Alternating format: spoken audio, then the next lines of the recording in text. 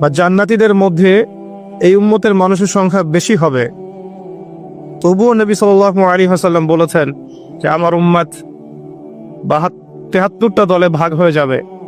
বনু ইসরাইল 72 দলে ভাগ হয়েছিল। ওয়াতাফতারিকু উম্মতি আলা 73 মিল্লা, আমার উম্মত 73টা দলে ভাগ হয়ে যাবে। কুল্লুহুম ফিন্নার, প্রত্যেকটা দলই যাবে জাহান্নামে, ইল্লা মিল্লাতান ওয়াহিদা, একটা মাত্র দল ছাড়া। কিলা মান হিয়া ইয়া রাসূলুল্লাহ, বলা হলো তারা কারা হে আল্লাহ রাসূল সাল্লাল্লাহু আলাইহি ওয়াসাল্লাম? নবীজি বললেন মা আনা আলাইহি ওয়া আসহাবি, আমি যার উপরে আছি, আমার সাহাবীরা যার উপরে আছে।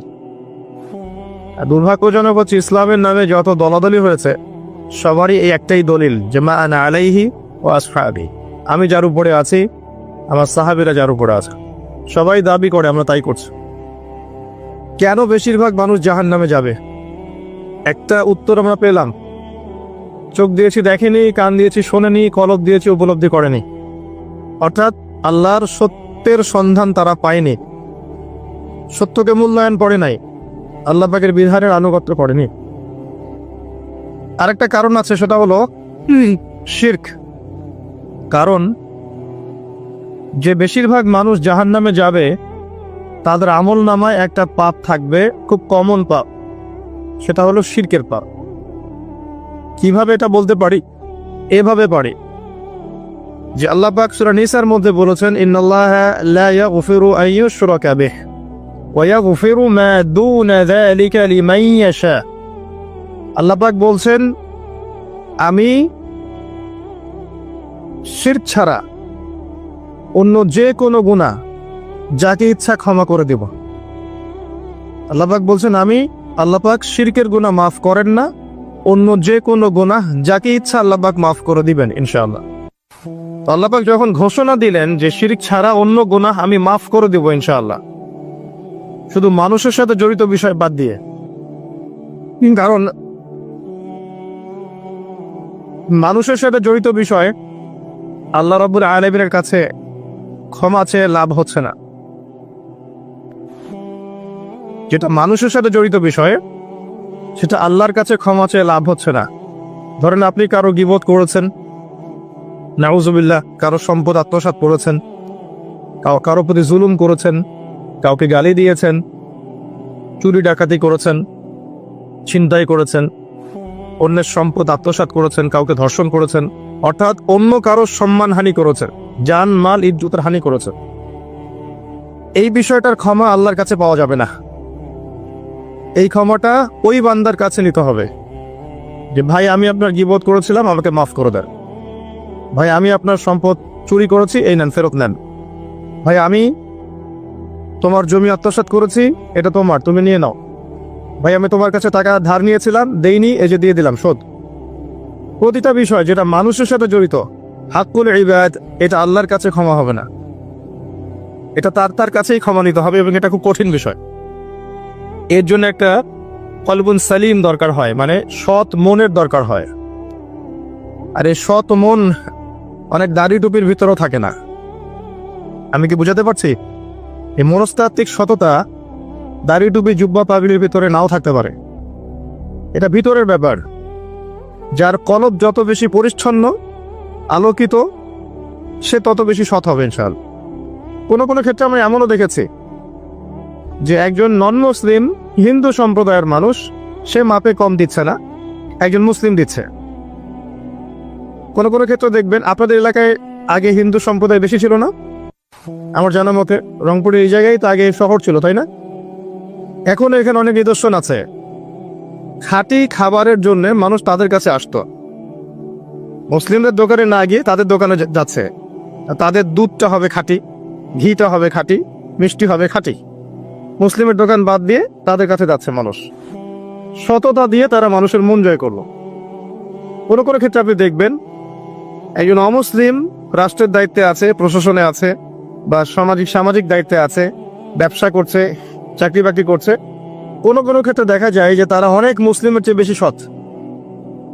হ্যাঁ, ঘুষ নিচ্ছে না, দুর্নীতি করছে না, ব্যবসায় ভাবে কম দিচ্ছে না, সিন্ডিকেট করছে না, চোরা কারবারি করছে না, অনেক ক্ষেত্রে দেখা যায়। এই শ্রেণীর মানুষদেরকে আল্লাহ পাক হেদায়েত দিয়ে দিতে পারেন। যাদের মনের মধ্যে আল্লাহ পাক সততা দেখবেন, আল্লাহ পাক তাকে হেদায়েত দিবেন ইনশাআল্লাহ।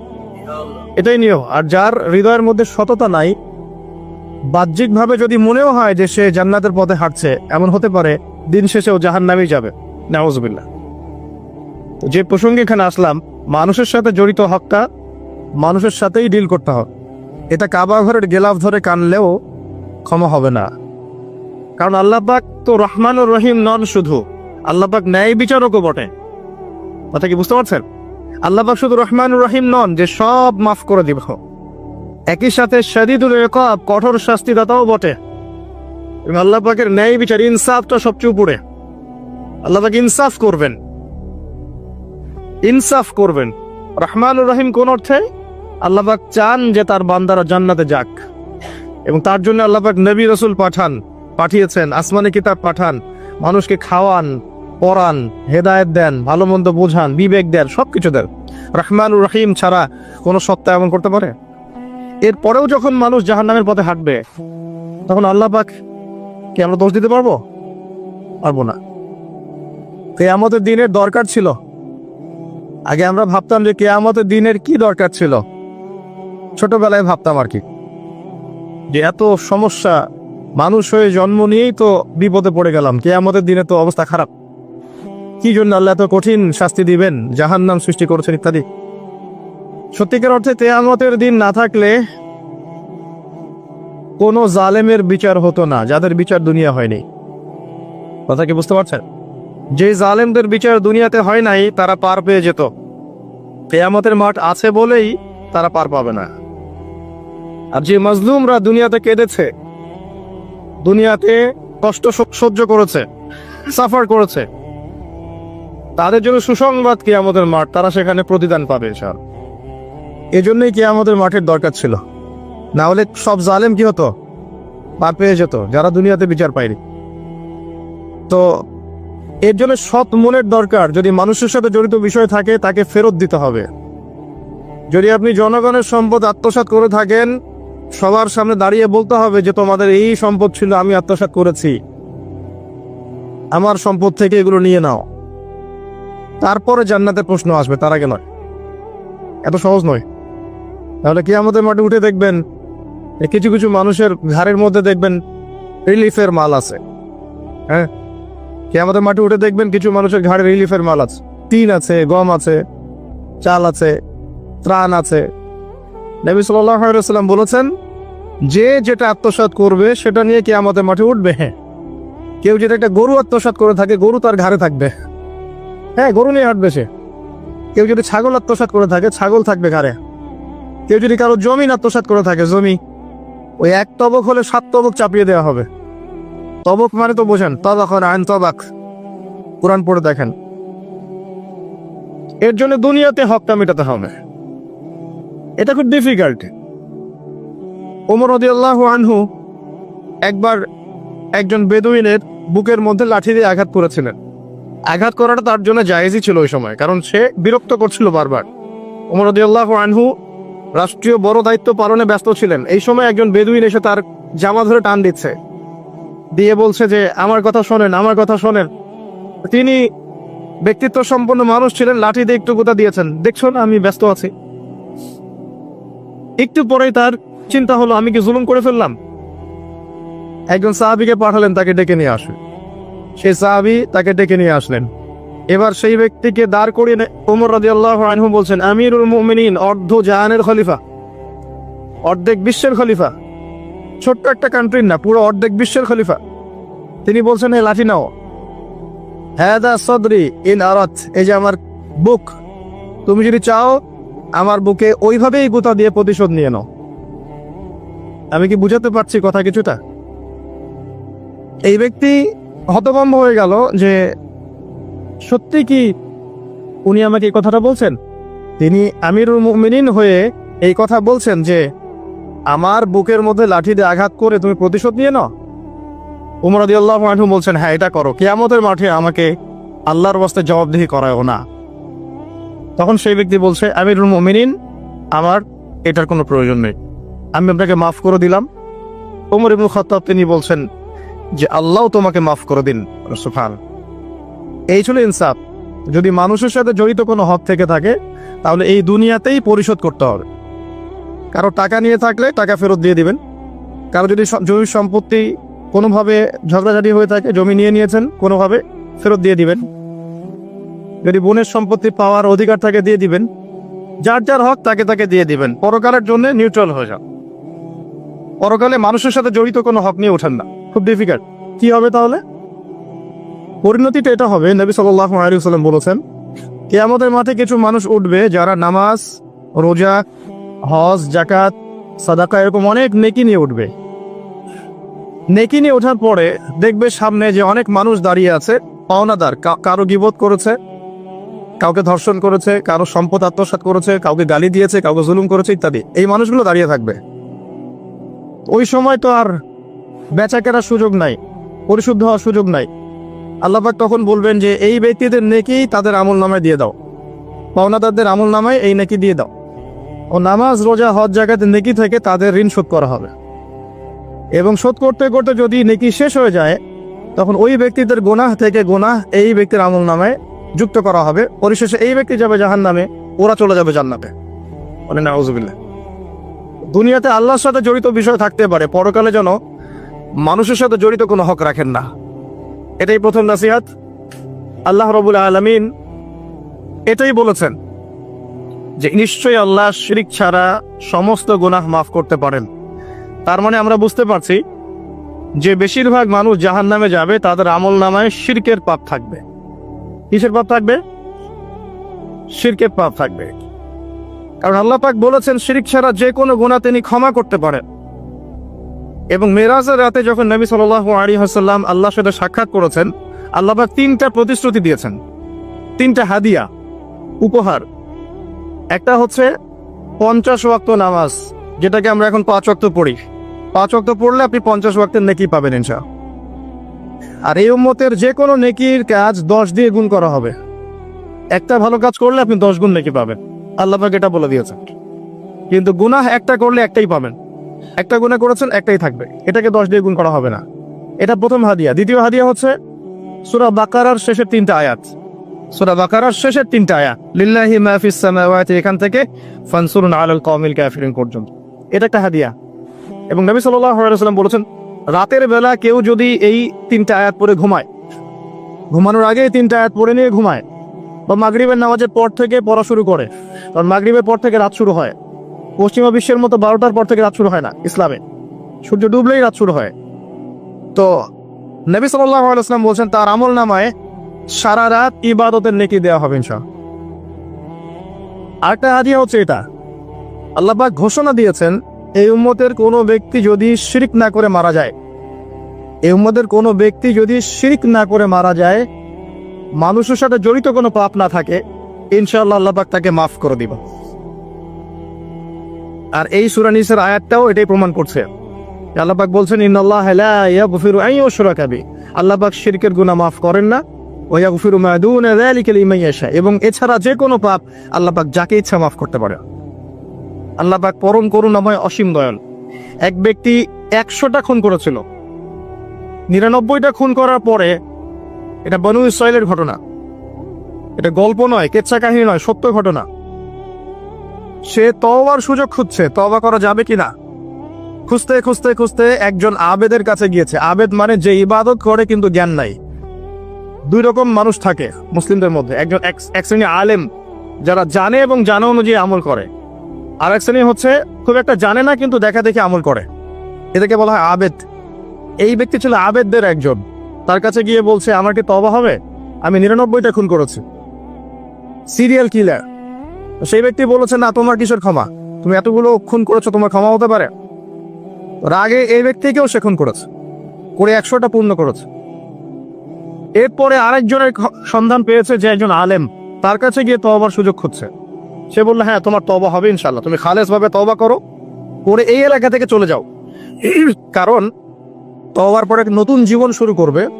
এই পরিবেশে থাকলে তুমি অতীতের হিস্ট্রিগুলো তোমার মনে করবে, তুমি চলে যাও দূরে কোথাও, সেখানে গিয়ে থাকা শুরু করো। সে তওবা করে ওইদিকে চলে যাচ্ছিল, রাস্তায় মৃত্যু হয়। এবার 2 শ্রেণীর ফেরেশতা চলে আসছে, জান্নাতের এবং জাহান্নাম। কে তার আত্মা নিবে? আমরা মৃত্যুর সময় টের পেয়ে যাবো যে কে জান্নাতে কে জাহান্নামী। ফেরেশতাদের আকৃতি দেখেই, ঠিক আছে? আর একজন মানুষের মৃত্যু থেকেই তার কিয়ামত শুরু হয়ে যায়। কিয়ামত কবে হবে এর চেয়ে বড় কথা যে মৃত্যুর জন্য আমরা প্রস্তুত কিনা। তো এখন জাহান্নামের ফেরেশতারা রূহ নিতে চাচ্ছে ওই ব্যক্তির, আবার জান্নাতি ফেরেশতারাও চাচ্ছে। দুজনের মাঝখানে একটা ডিবেট চলছে। আল্লাহ রাব্বুল আলামিন তখন কৌশল করে বললেন, তোমরা রাস্তাটা মেপে দেখো, সে যতদূর এসেছিল এই রাস্তার পরিমাপ বেশি না যেখানে যাচ্ছিল এর পরিমাপ বেশি। দেখা গেল সে যতদূর গিয়েছিল এর পরিমাপ বেশি। আল্লাহ পাক জমিনকে প্রশস্ত করে দিলেন। এভাবে কৌশল করে আল্লাহ পাক এই ব্যক্তিকে মাফ করে দিলেন। এখানে আপনাকে খুনের অ্যাক্সেস দেওয়া হচ্ছে না। এই হাদিসটা বলে আপনাকে খুন করতে উৎসাহিত করা হচ্ছে না। আপনাকে বোঝানো হচ্ছে আল্লাহ পাকের মার্সি, দয়া কত প্রশস্ত। আরেক ব্যক্তি ছিল, সে ব্যভিচারিণী, ব্যক্তি না, সে মহিলা। সে ব্যভিচারিণী মহিলা, প্রস্টিটিউশনে ছিল, যাকে আমরা এখন যৌনকর্মী বলি বর্তমান আধুনিক সভ্যতায়, সো কল্ড আধুনিক সভ্যতায়। এবং তাদের অধিকারের জন্য আমরা অনেক কিছুই করতে চেষ্টা করি। আমরা একটা স্লোগানও দিই, আমার দেহ আমার সিদ্ধান্ত, নাউজুবিল্লাহ। তো এই মহিলা রাস্তা দিয়ে যাচ্ছিল, দেখেছে একটা কুকুর পিপাসার্থ, প্রচন্ড পিপাসার্থ, জিহ্বা বেরিয়ে গেছে। তার মায়া লাগলো, সে নিজের মোজাটা খুলে কুয়াতে নামালো, নামিয়ে অনেক কষ্ট করে সে পানি উঠালো, উঠিয়ে কুকুরকে পান করিয়েছে। এই একটা কাজের জন্য আল্লাহ পাক তাকে মাফ করে দিয়েছে।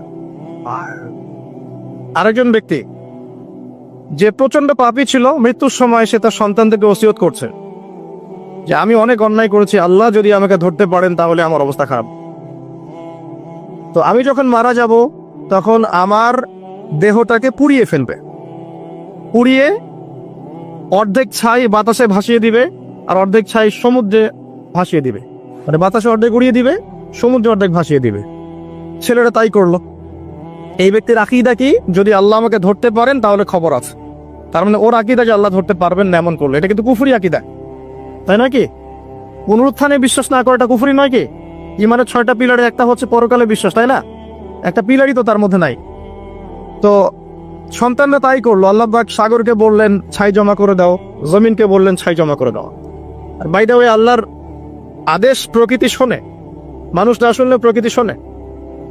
সাগরের পরে গিয়ে আপনি দাঁড়ান, দাঁড়িয়ে থাকবেন, এই বিশাল সমুদ্র গর্জন করতে করতে আসবে, এসে বিনয়ের সাথে আপনার পা ধুয়ে দিবে।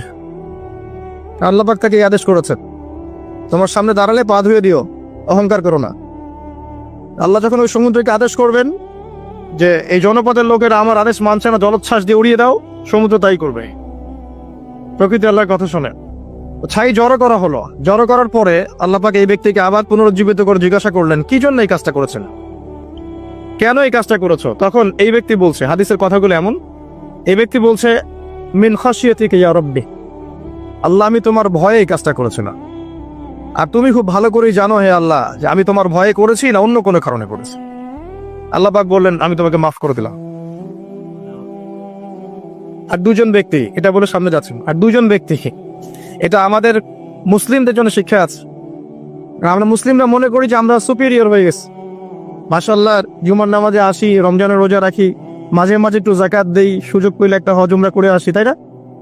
মাঝে মাঝে মসজিদে এসে নামাজ পড়ি, আমরা মনে হয় জান্নাতের সার্টিফিকেট পেয়ে গেছে, আমরা এমনটা মনে করি আর কি। দুই ব্যক্তি, একজন অনেক আল্লাহওয়ালা মানুষ, আর একজন হচ্ছে যে আল্লাহর দিনের খুব একটা পরোয়া করে না। এই বন্ধু সেই বন্ধুকে দাওয়াত দেয়, দিনের পথে আসো, দিনের পথে আসো, আসো। এই ব্যক্তি শোনে না। তো একদিন এই ব্যক্তি বলে ফেললো, যে ব্যক্তি একটু পায়াস টাইপের রিলিজিয়াস মুসলিম, সে বলে ফেললো যে আল্লাহ তোকে কখনো মাফ করবে না। কথাটা শোনেন, আল্লাহ তোকে মাফ করবে না, তোকে এত ডাকি দাওয়াত দিই, তুই কথা শুনিস না। মৃত্যুর পরে আল্লাহ পাক এই দুইজনকে জীবিত করলেন। জীবিত করে বললেন, কে তোমাকে ইখতিয়ার দিয়েছে যে আমি কাউকে ক্ষমা করব কি করব না এই বিষয়ে সিদ্ধান্ত দেওয়ার? আজকে আমি ওকে মাফ করে দিলাম আর তোমাকে জাহান্নামে দিলাম, যাও। যার মনের মধ্যে যাররা পরিমাণ অহংকার থাকবে সে ব্যক্তি জান্নাতে যেতে পারবে না। আর অহংকার এবং রিয়াটা এত সূক্ষ্ম যে অন্ধকার রাতে কালো পাথরের উপরে যদি কালো পিঁপড়া হাঁটে, এটা যেমন সূক্ষ্ম, রিয়া এবং অহংকার এতটাই সূক্ষ্ম। এবং যখন আপনারা ইসলামিক ব্যক্তিত্বদেরকে নিয়ে আইওয়াস এবং শোডাউনে লিপ্ত হন, তখন অহংকার তাদের মনের মধ্যে চলে আসতে পারে। এই বিষয়গুলো থেকে সম্পূর্ণ দূরে থাকা উচিত।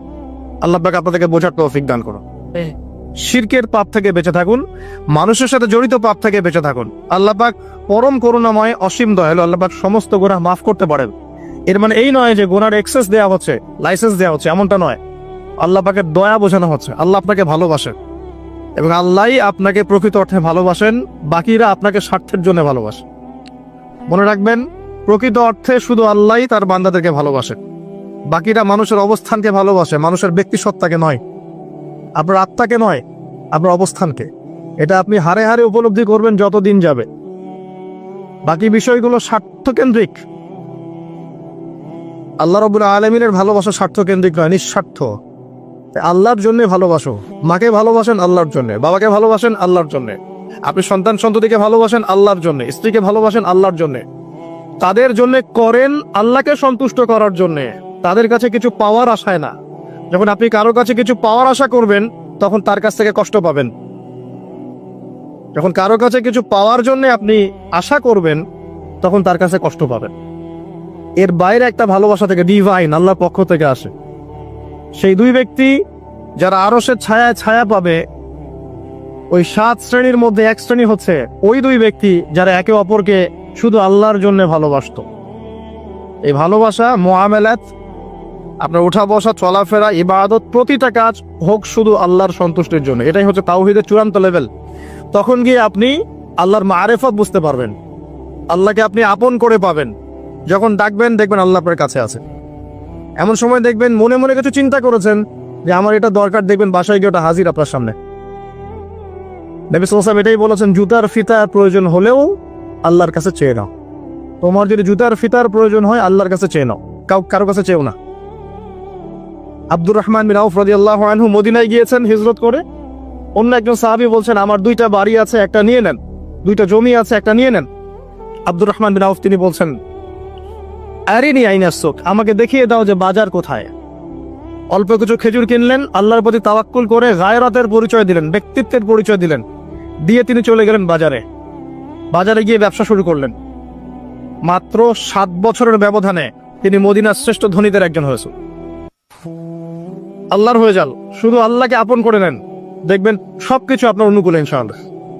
ইন্না সলাতি ওয়া নুসুকি ওয়া মাহইয়ায়া ওয়া মামাতি লিল্লাহি রাব্বিল আলামিন, এই কনসেপ্টে আসেন। ইব্রাহিম আলাইহিস সালাম বলেছেন, আমার সালাত, আমার যত কুরবানি, আমার জীবন, আমার হায়াত, মৃত্যু সবকিছু আল্লাহর জন্য। তখন দেখবেন দুনিয়াতে যদি আল্লাহর পথে চলতে আপনি বাধা পান, বিপত্তি পান, কষ্ট পান, দুঃখ কষ্ট আসে, বালা মুসিবত আসে, আপনার মুখে হাসি থাকবে। আপনি বুঝবেন এগুলো আল্লাহর জন্য, আল্লাহ এগুলোর প্রতিদান দিবেন ইনশাআল্লাহ। এবার আসেন আরেকটা পয়েন্ট এসে আমি আলোচনা শেষ করতে চাই। আমাদের সামনে একটা মৌসুম অপেক্ষা করছে আল্লাহর ক্ষমা পাওয়ার। 3 শ্রেণীর মানুষের জন্য নবী সাল্লাল্লাহু আলাইহি ওয়াসাল্লাম অভিশাপ দিয়েছেন। অভিশাপ ভয়াবহ রকমের। ইন্নাল হামদুলিল্লাহ নাহমাদুহু ওয়া নাস্তাঈনুহু মান ইয়াহদিহিল্লাহু ফালা মুদিল্লা লাহু ওয়া মান ইউদ্লিল ফালা হাদিয়া লাহু ونشهد أن لا إله إلا الله وحده لا شريك له ونشهد أن محمدا عبده ورسوله أما بعد فأعوذ بالله من الشيطان الرجيم بسم الله الرحمن الرحيم وقال الله تعالى في كلامه المجيد والفرقانه الحميد يا أيها الذين آمنوا اتقوا الله حق تقاته ولا تموتن إلا وأنتم مسلمون وقال رسول الله صلى الله عليه وسلم القرآن حجة لك أو عليك رب اشرح لي صدري ويسر لي أمري واحلل عقدة من لساني يفقه قولي اللهم فقهنا في الدين وعلمنا التأويل اللهم اجعلنا منهم الذين آمنوا وعملوا الصالحات وتواصوا بالحق وتواصوا بالصبر আলহামদুলিল্লাহ, যাবতীয় প্রশংসা এবং গুণগান একমাত্র মহিয়ান ও গরিয়ান আল্লাহ রাব্বুল আলামিনের জন্য, যে আল্লাহ সুবহানাহু ওয়া তাআলা নাজিল করেছেন মহাবিশ্বের মহাবিশ্বয় মহাগ্রন্থ আল কোরআনুল কারীম।